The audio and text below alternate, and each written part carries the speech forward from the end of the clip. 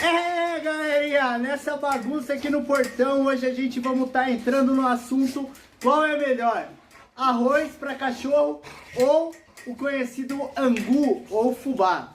Vamos tirar alguns mitos, algumas coisas, algumas dúvidas que muitas pessoas não sabem. Isso mesmo, galerinha, coisas que você não sabe, nós vamos estar mostrando para vocês e vamos estar colocando nesse vídeo. Então já chega atacando o like, se inscreve no canal, ativa o sininho, se inscreve também aí, galerinha, nas nossas outras redes sociais.